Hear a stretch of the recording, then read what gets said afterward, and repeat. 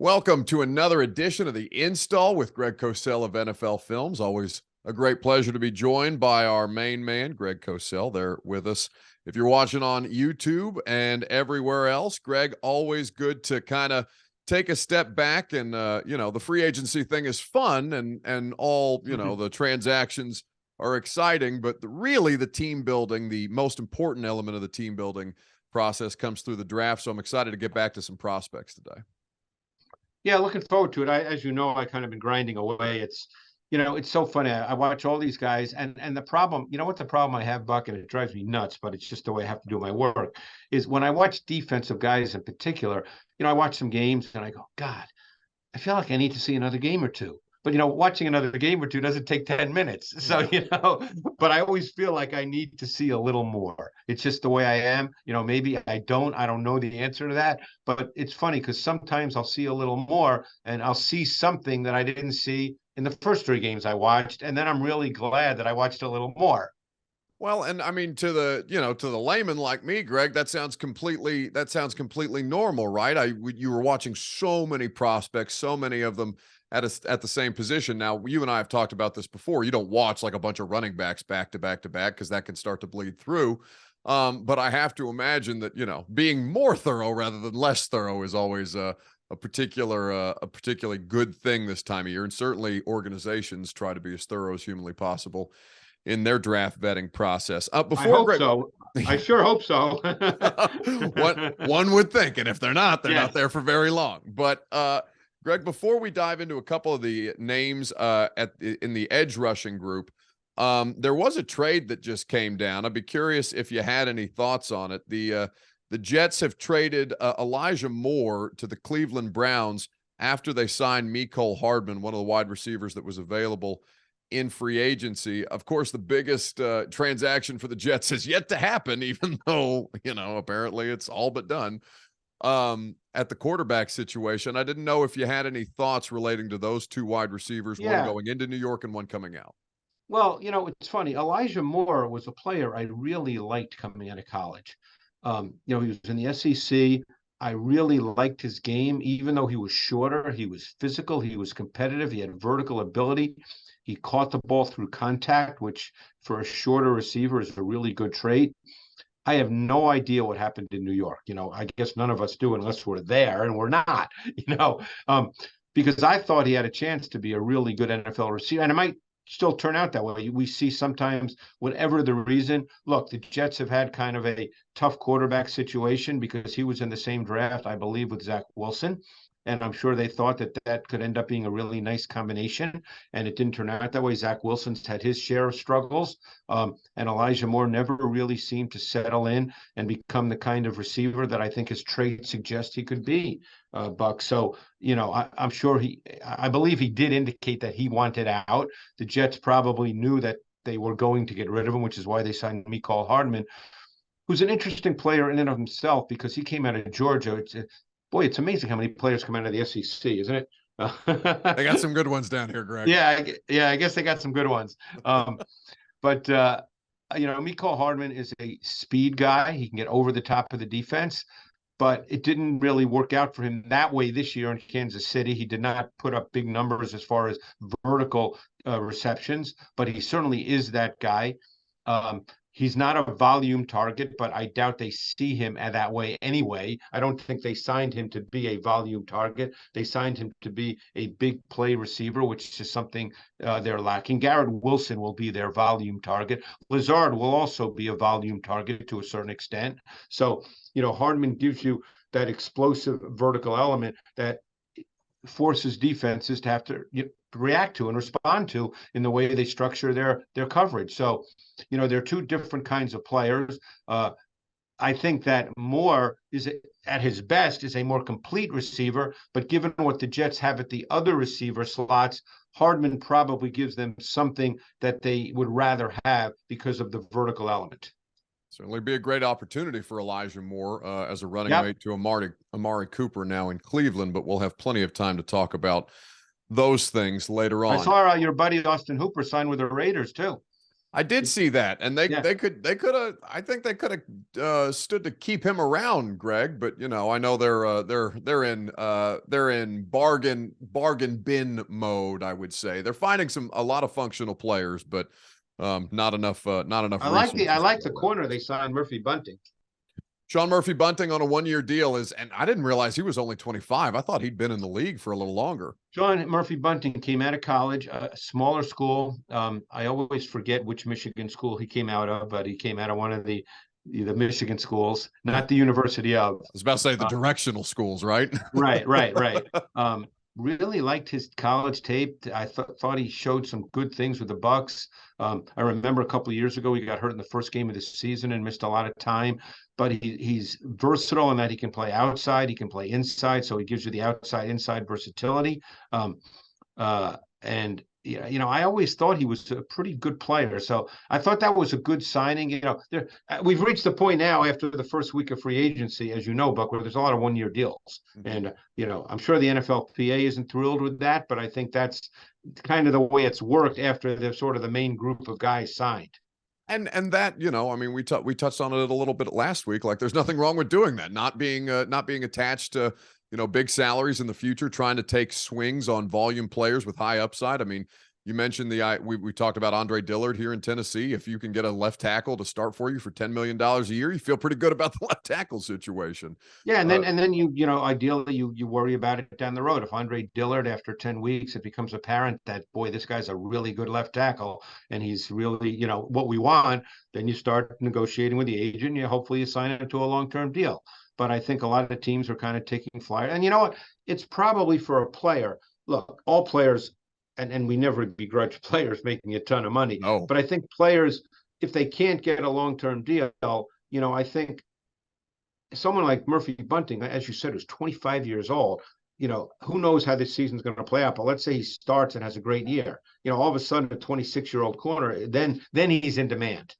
Yeah, no, it's NBA-ish, like what's happening. Yeah. And, you know, people don't necessarily come here for contract talk, but I do think it's a fascinating dynamic of roster building. No, I agree. That's what it comes down to. It's how you build a roster. Right. And I think like Laramie Tunsil, for example, Greg, he's just reset the left tackle market again for the second time in his career. He's on a 3-year deal. He's going to have the opportunity to do it for a third time before he's 31 years old. Like, that's the kind of stuff that I think, you know, when you talk about players having more control of their financial situations and having a bit more leverage these days, maybe not necessarily left tackle as a position that comes to mind as being able to, you know, negotiate that way. But the job that Laramie Tunsil and his group around him, I know he doesn't necessarily have an agent per se, but the way that they've positioned him in a place like Houston that's got the money to spend and is going to build, have, you know, 12 draft picks after the Brandon Cooks trade in this year's draft. They're going to have plenty of opportunity to build around a big contract like that. That kind of stuff, I think, is so smart business-wise from the players at this stage of the game. Yeah, no, but you hit it right on the head, Buck. It's really about roster building. I mean, look, all players want a long-term deal with a lot of guaranteed money. Who can blame them? You know, that's the goal. But you know, when it doesn't work that way, and teams are trying to build, you know, and you know, you mentioned Houston, which they're in a very interesting situation. And again, we'll talk about this as we get closer. We're 5 weeks away from the draft, but I'm not convinced they're taking a quarterback at 2, but I could be dead wrong. I don't have any inside information. I don't want people to think, you know, I've got a pipeline to D'Amico Ryans or their GM, but you know, I'm not convinced that they're going to do that. No, I think it's a fascinating discussion. We don't know what's going to happen until it starts to happen. Like that's exactly right. That's the way that the draft always goes. But in the meantime, you know, Greg, the only thing almost as good as having a quarterback at value is having a pass rusher at value, and that's the position group we're going to take a look at today. Now, I don't like throwing around the word consensus around anything in football, really, but Will Anderson, the Alabama edge rusher, is discussed as, if not the best non-quarterback prospect in this draft, one of. Now, I know you and I had talked a little bit about him off mic at the Combine specifically, but what do we like about what we see from Will Anderson on tape, and where are kind of the areas that you feel may not be being discussed enough in the media world, how NFL talent evaluators are actually going to look at this player? Yeah, he's a very good prospect. He's being talked about, obviously, every year you get that one prospect that people talk about, you know, quote unquote generational. And I don't think that he's quite fits that profile, but he's a powerful guy. He has some short area strength. He's got power. He can move people. He plays with leverage. Don't forget when you watch Alabama. Now, I watched Will Anderson last summer from 2021 when he had the better year statistically, and obviously I watched a ton of games from this year. You know, Alabama does a lot of slanting and they do a lot of stunting. And that helps defensive linemen tremendously, particularly in college football, where teams don't have the same kind of time to put in to deal with tactics like they do in the NFL, Buck. In the NFL, you have far more time to deal with tactical approaches by your opponent. College football, you don't have that same kind of time. And we know Nick Saban and that staff, obviously, among the best in the country. So Alabama was big with slanting and stunting, and that really helped Anderson because Anderson, and we don't need to spend a lot of time talking about his positives. There are certainly a lot of positives, but I think when you really study him in detail, and I had a lot of conversations at the combine about this as well. He's a little stiff. He's a little straight line. He's not really a flexible, bend the edge athlete. To use Coach Mack's, one of his favorite terms, he's not a motorcycle lean pass rusher. So now you have to think, okay, if he's going to be just going one-on-one with offensive tackles in the NFL, where maybe he's not helped by stunts or slants, and maybe he will be, depending on the team that drafts him and says, hey, this is what he does best. But if he's just working one-on-one, I guess it's not a question in that I don't think he'll be any good. I don't want people to take it that way, but I think it's just a little niggling in my brain that I'm curious to know if he can just line up against quality offensive tackles in the NFL and just beat them one-on-one, consistently. And consistently is a relative term because no one's going to get 30 sacks or no one wins, 25 snaps a game.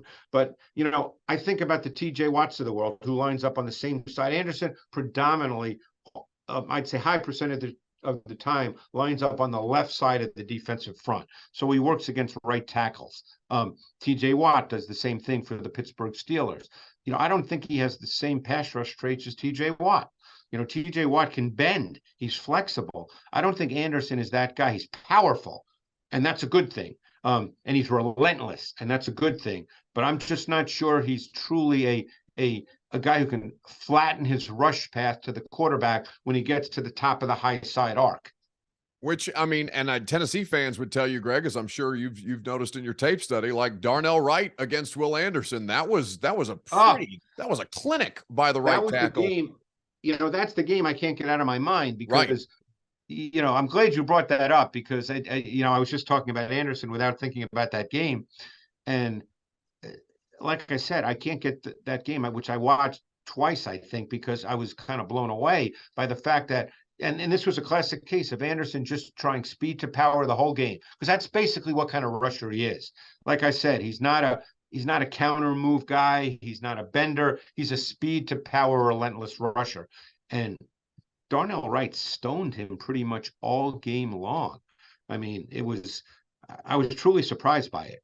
Yeah, no, it was telling, not telling necessarily, but a great tape example for Darnell Wright to put together before declaring for the NFL draft. Obviously, he's regarded as one of the better offensive line prospects in this draft. Yep. Not just because of that tape, but that tape sure as hell doesn't hurt when you're getting ready for the evaluation process. So we'll see what happens with Will Anderson. I don't think, Greg, given what this class looks like, it sounds like he is still in all likelihood going to go top 10, if not top 5, with some of the needs on the board, and you can never have enough pass rushers.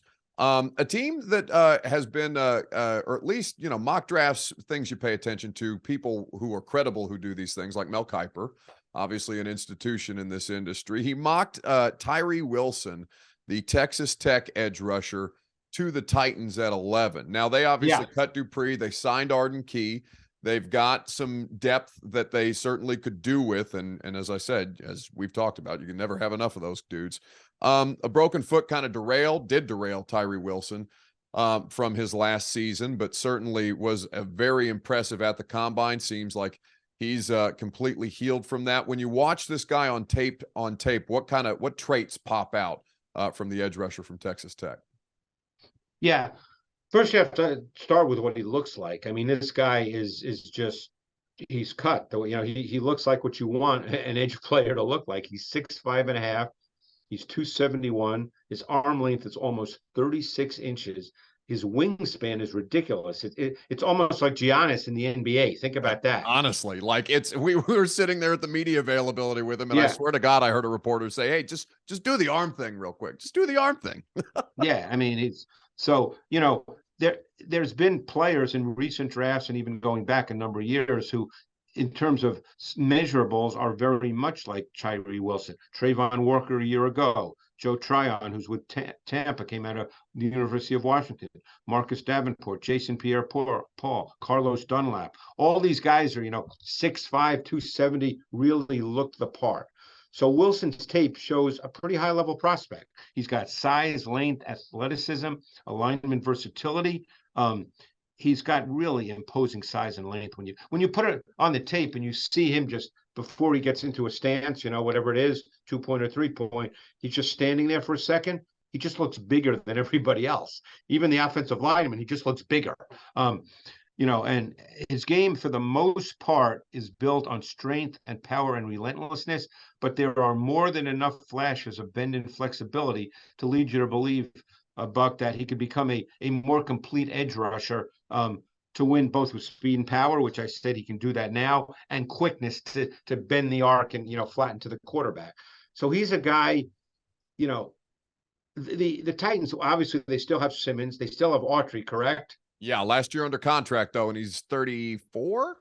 Right, but he's still going to be there this year. Yeah, so yeah. You get someone like maybe Tyree Wilson is there at 11. Maybe he's not. Who knows? But, boy, let's say they were to draft him. Obviously, Landry would be back as well because he had signed a big deal before the injury. But put Landry aside for the moment. Boy, that is tremendous length up front because Autry, Simmons is over 6'3". Key is 6'5". Wilson is 6'5.5". That's a lot of length up front, and teams like that. So, he's the one thing that really did stand out that has to be cleaned up. Okay. I think it can be, but I don't know. I'm not a coach. Is he was late off the ball an awful lot. He was a beat late. And obviously in the NFL, if you're a beat late off the ball, no matter how good you are, Buck, you're going to get blocked. Yeah, no, that's not insignificant by any stretch of the imagination. That'll be something that certainly teams will key on as well in their evaluation process. Yeah, I mean, the length, it's, disrupting the quarterback, and I feel like we have to put out like an annual PSA, Greg, about what disrupting the quarterback means beyond just the sacks that people tend to gravitate towards. That length is such a big part of what they want to do, not just here, but in a variety of different NFL teams, whether you're able to get your hands up at the line of scrimmage to disrupt the ball from getting out as cleanly, just to be able to reach at the quarterback's arm as he's winding back to let the ball loose and try and force a fumble. Like all these different things when it comes to the disruption of the quarterback have to be factored in. That's a great point because he had a sack forced fumble last year where he was rushing from the left side and he was basically kind of blocked. I mean, yeah, he was rushing and because he's relentless, and he just reached out his right arm, okay? And he was able to knock the ball out of the quarterback's hands. Right. Because the quarterback didn't view him as a threat because he was kind of far away. It wasn't really, he wasn't squeezing the pocket in a strict sense, but he just reached out that arm, which, like we said, is so incredibly long that, he was able to knock the ball away and he caused a fumble. For people who like to try to find things on YouTube or whatever, the North Carolina State game this past year was kind of a concise snapshot of his traits, both as a run defender and as a pass rusher. That was a game that really stood out. Well, go gadget, Mr. Incredible Arms type thing. He's 3 yards away and he's still batting at the ball. But that matters, as you said. That's important. Absolutely. Something to keep in mind as we move forward. One more edge prospect. Obviously, there's a great many of them, and these are all more, top of line type players. There are great players to be found depth-wise on days 2 and 3 as well. And I don't know that all 3 of these guys are going to be first-round picks, but Will McDonald out of Iowa State, Greg, is somebody that I really enjoyed watching. Now, he's another one where I don't necessarily know how you felt about watching him within their defense versus how he'll be used in the NFL, but that's the first thing that popped into my mind when I've watched a couple of his games so far. Well, he won't be used that way in the NFL. Iowa State, I started watching him in the summer of 2021, I believe. I think so, yeah, because I watched his 2020 tape and his 2021 tape, and then, of course, his 2022 tape. I'm still kind of working through that, but I've seen enough. You hit it right on the head because they play that three-man front stuff, which, a lot of teams do in college football. And because of that, he doesn't always play outside the offensive tackle as a true pass rusher. He often plays inside the offensive tackle, and he plays in a four-point stance very often with both hands on the ground, which never happens in the NFL. He's essentially an edge pass rusher, and that's what he'll be in the NFL. More than likely, he'll be an outside linebacker. He'll probably play in a lot of those five-man fronts, those 5-2 base fronts, or those 5-1 nickel fronts where he's on the edge. I think you can move him around as well as a joker, stand up, move him around.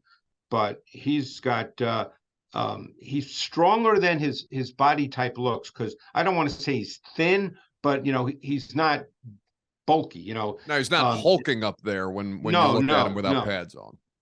But he showed point of attack strength, and there's no question he's got pass rush quickness and explosiveness. I mean, this guy has burst, bend, flexibility, closing speed. He's a loose, sudden athlete. I mean, he's fluid. He really is kind of a smooth looking pass rusher. He can bend and he can have motorcycle lean and flatten his rush path to the quarterback. So, he's a guy I liked from the moment I started watching him. And back, like I said, with his 2020 tape, and I haven't seen his name a lot, and all of a sudden I'm starting to see it in mock drafts. And I guess I could have told you that based on having watched him, but I knew that he would start moving up. It's always funny to see people like me who are late to the party, or maybe later to the party than people like yourself, Greg, when you throw on a prospects tape and be like, oh, I've not been paying near enough attention to this guy. And clearly some of the mock drafters are starting to catch up as well. And the way it works too is a lot of these mock drafters start talking. A lot of coaches, as you know, don't really get involved in study of college players till after the combine. The combine for a lot of coaches is their first look at college players, because they're dealing with free agency after that, after the season. So what happens is once coaches start looking at players, a lot of these guys that do the mocks, they talk to coaches, and then a coach mentions a guy. And so what a lot of these guys then say is, oh, so-and-so is moving up because they spoke to a coach and the coach told them that, hey, you know what, this guy's a good player. It's what makes this time of year muddled is probably the most. Yes, that's a good word. Probably the most diplomatic way that I could put it at this point, although I'm sure some other words would apply as well. For those of you who wanted to know more about Byron Young, because obviously we are in Tennessee, or at least I'm in Tennessee, and this is something we're going to dedicate more time to Vols specific prospects later in the draft process with Greg and I. So looking forward to diving into those, and certainly with more prospect talk to come. Greg, I always appreciate your insight. Thanks for spending a little time today, and looking forward. It sounds like we're going to have some big things to tell people about a little later on in the spring, but we'll keep that couch. You know what? I hope so, and that's going to be really exciting. Well, I'm a big fan of public pressure, Greg. So the more that I say things in front of the microphones, the more I can try and get them to happen. It's always good to see you, buddy. Thanks for hanging out. Thanks, Buck.